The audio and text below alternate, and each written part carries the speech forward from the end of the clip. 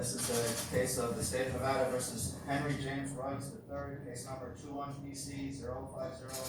Are you Mr. Ruggs? Mr. Ruggs is present in custody.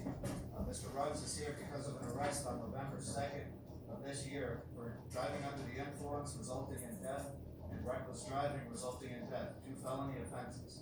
I did review before court a temporary custody record, an arrest report, Nevada pretrial risk assessment tool, financial affidavit, criminal history, and other statutory factors. I did find probable cause for the arrest. I'll note that Mr. Ruggs is currently being held without bail, which is standard on this type of charge. I note that I did receive a number of media requests. I've received 9 media requests. Those will eventually be provided to counsel if they haven't already. I also wanted to note for the record that I did receive a phone call yesterday from defense counsel, Mr. Chesnov. He was explained to me it was with permission of Chief Deputy District Attorney Eric Bauman, who's present in court. It was simply to retrieve my email address. I did receive an email from defense counsel. I received attached to that email defendant's motion for a reasonable bail setting. Has that been provided to the state? It has, Your Honor. Thank you. I did review that and those other items, and I'll next hear from Mr. Bauman the state's position on Mr. Ruggs' custody status. Thank you, Your Honor. For the record, Eric Bauman for the state bar number 9755. Your Honor, you mentioned the incident, the crime and its traffic consequences took place yesterday, approximately 3:39 a.m. northbound Rainbow Boulevard just south of Spring Valley, which I know for the record is a residential area. The defendant was traveling at beyond an excessive rate of speed. Eyewitnesses put the defendant at over 100 miles an hour.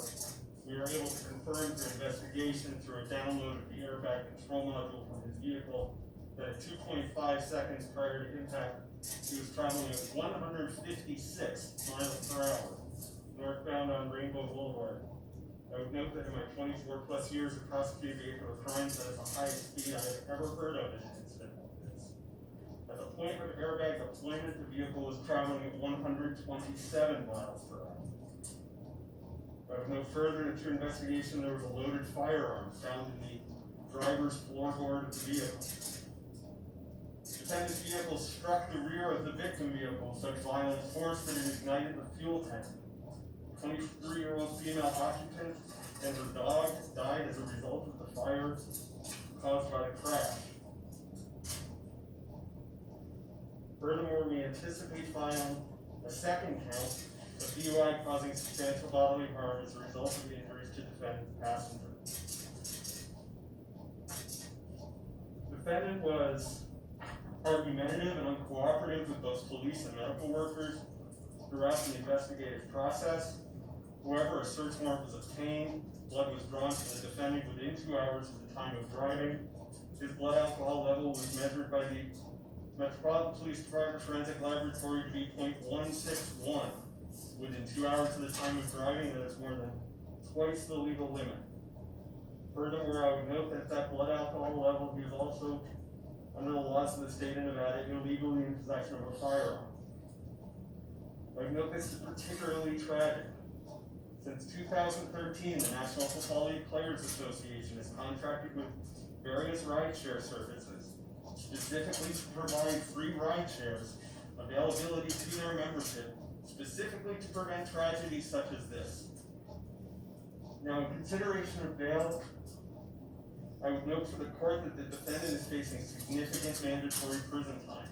Under the charges we anticipate filing, there's a maximum of 46 years in the Nevada State Prison to which he's exposed. Based upon the evidence gathered and analysis done thus far, I can represent as an officer of the court that the likelihood of conviction is high. Based on the defendant's reckless, wild, and out-of-control course of conduct that already has resulted in the loss of human life, the defendant has established that he is a danger to our community.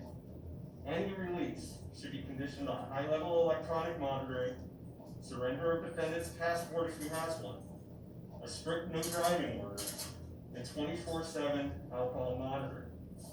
Finally, I would submit that the court should consider the defendant likely has significant financial means at his disposal to post bail. For these reasons, the state is requesting bail to set the amount of $1 million, the previously mentioned release condition. Thank you. Thank you. And next hear from defense counsel, Mr. Chesnut. Thank you, Your Honor.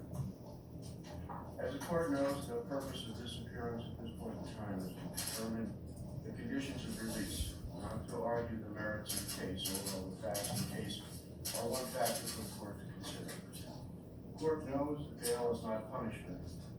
If there is ever going to be punishment,